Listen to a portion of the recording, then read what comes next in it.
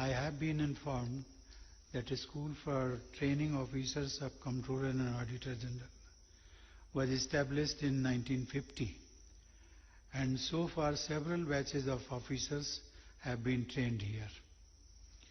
Officers trained by National Academy of Audit and Accounts have strengthened the institution of CAG, and many of them have served the country with distinction. To be professionally prepared by such an esteemed institution is a matter of pride to all my young friends present here. The institution of CAG in its various forms is one of the oldest in the country. At independence, the founding fathers of our nation were fully aware of the importance of the CAG. During Constituent Assembly debates, Dr. Ambedkar was of the view that CAG is probably the most important officer in the Constitution of India, and he extensively argued for independence of CAG for an effective oversight.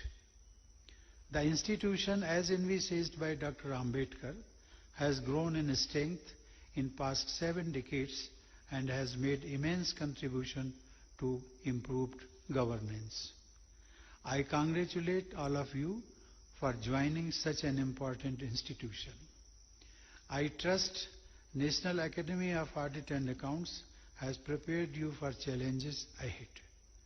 As all of you take first steps in your career as public servants, let me share some thoughts with you. Ladies and gentlemen, past 18 months have been very trying for the country. Economy was badly disrupted due to COVID-19 pandemic. Government has taken various fiscal measures to alleviate distress and for welfare of the poor. These are often financed through money, which may be said to have been borrowed from our children and grandchildren. We owe it to them that these scarce resources are put to best possible use and are most effectively used for welfare of the poor and the needy. CAG has a very important role in this. While performing oversight function, you need to be aware of opportunities of providing inputs for systematic improvements.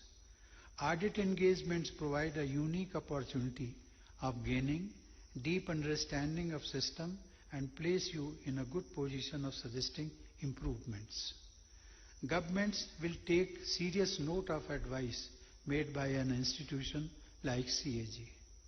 This will positively impact our public service delivery standards. In 2018, I had addressed the 29th Accountant General's Conference. There I had remarked that greater flexibility in scheme implementation has been given to states and implementing bodies. This is likely to improve program outcomes. However, this needs to be accompanied with a strengthened financial reporting and accountability framework at local governance level. Finance commissions have emphasized on similar needs. Most officer trainees graduating today will be joining field formations of CAG. I urge all of you to use the skills learned during training for addressing these needs. State governments may be suitably consulted in this. I must again emphasize that the meaning of Latin word audit is to hear. There cannot be a better place to hear than grassroots. This is my first visit to National Academy of Audit and Accounts. Such sylvan surroundings are a great place for learning pursuits.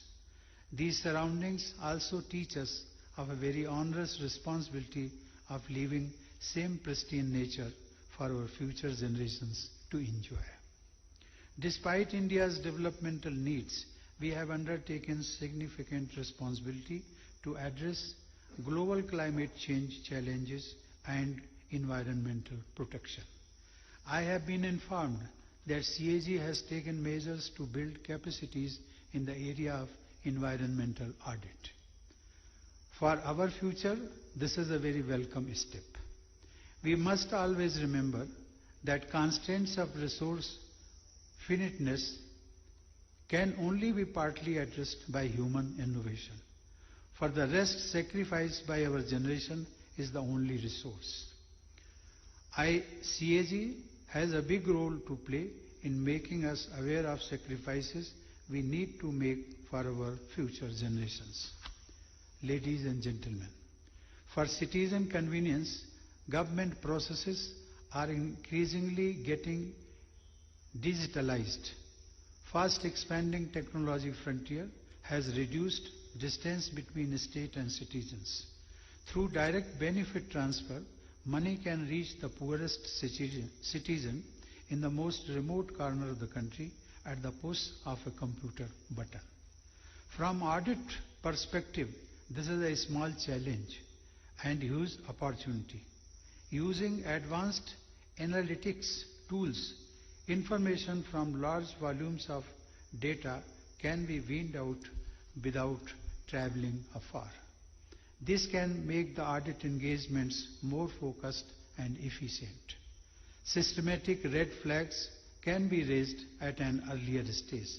I have been informed that all of you have been extensively trained in these tools.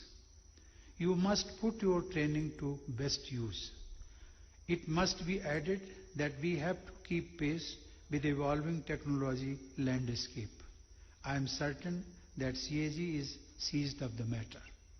Ladies and gentlemen, I have been informed that as Supreme Audit Institution of India, CAG has been chosen for audit responsibility of various important multilateral bodies such as United Nations. This is in recognition of India's soft power, and I commend professionalism of the department for these achievements. Such engagements also provide an opportunity to look closely at global best practices. I will urge CAG to examine the possibility of adopting some of them in Indian context too. In the 21st century, knowledge and information would be most precious commodity.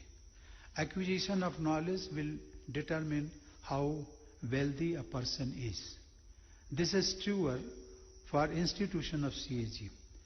I have been informed that various measures are being taken by National Academy of Audit and Accounts to further improve professional skills of officers. I wish all success in such endeavors. I will advise all my young friends to remain constant learners throughout their careers. This is also the best way of feeling wealthier. I am sure CAG will extend all assistance in this regard. Ladies and gentlemen, as public servants, you will derive greatest satisfaction in being able to serve the poorest and bring a smile on her face. While performing our constitutional duty, we must always be mindful of this common responsibility assigned to all functionaries. An approach laden with mutual empathy will ensure that we reach our national goals much faster. Ladies and gentlemen, the independence enshrined in the Constitution is something to be cherished. More importantly, greater values need to be added to it through professionalism and absolute integrity. All young officers need to fully imbibe these qualities as they become forebearers of such rich traditions of Audit and Accounts Department. Training imparted by National Academy of Audit and Accounts will enable all of you to rise up to this challenge. I congratulate all the officer trainees on successful completion of training and wish them all the success in their careers. Thank you. Jai Hind.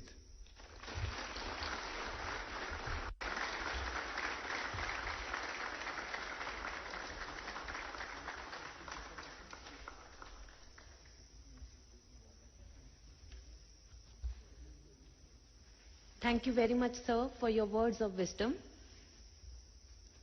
As we near the conclusion of this morning's events, we are left with the pleasant duty of thanking our esteemed guests and all those involved in organizing the event. I now request the Deputy Comptroller and Auditor General, Shri Jayanti Prasad, to extend the vote of thanks.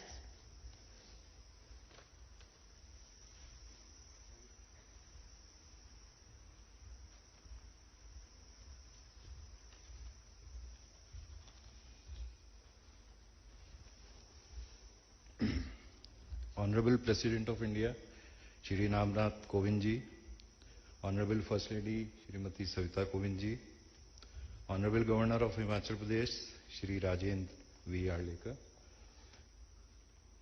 respected Honorable Chief Minister of Himachal Pradesh, Shri Jairam Thakur ji, Honorable Comptroller and Auditor General of India, Shri Girish Chandra Murmu ji, Director General, National Academy of Audit Accounts, Shri Dhade, distinguished guests, officer trainees, ladies and gentlemen.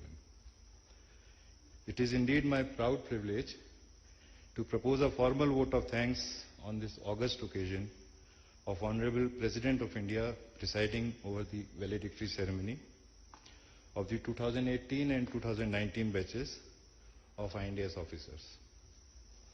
On behalf of the Indian Audit and Account Department, I express our deep sense of gratitude to the Honorable President of India for sparing his valuable time for today's event despite his extremely busy schedule. The memories of this ceremony, sir, will last a lifetime, I am sure, with our young officers, and they have been enthused by your gracious presence and inspiring speech.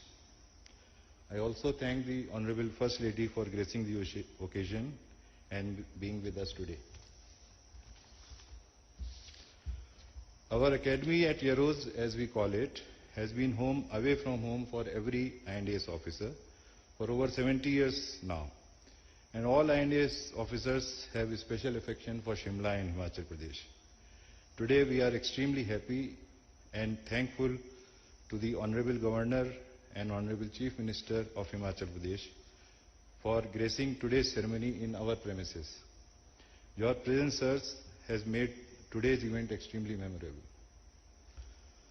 I express my gratitude to the respected Comptroller and Auditor General of India, Shri Girish Chandra Murmu, for his continuous guidance and vision as the head of the INDD. The Academy and officer trainees have a very special place in his heart, and his constant encouragement and unflinching support have ensured the success of today's event. I thank our distinguished guests and my colleagues from INDD for their presence here, and also all those watching this event online. We appreciate your participation in today's ceremony. To my dear officer trainees of 2018 and 2019 batches, many congratulations for completion of your induction training. I am sure you will make us all proud in your professional endeavors. Today's event is for you. I thank you all for participating with lots of enthusiasm. I take this opportunity to not only thank but also compliment Shri Sunil Dhade, Director General of this Academy, and all directors and staff of NAAA, Shimla, and the officers, trainees of 2020 batch, who have worked very hard to make this event flawless and graceful. I thank the State Government of Himachal Pradesh for extending their cooperation in organizing this valediction function. I am also thankful to the members of media present here for their coverage of this ceremony. Thank you all very much. Jai Hind.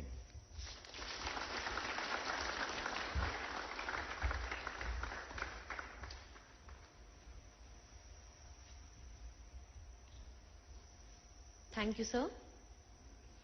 I thank you all for gracing this ceremony with your presence and making this day memorable for all of us. Kindly rise for the national anthem. I request everyone to remain standing after the national anthem until the dignitaries depart from the dais.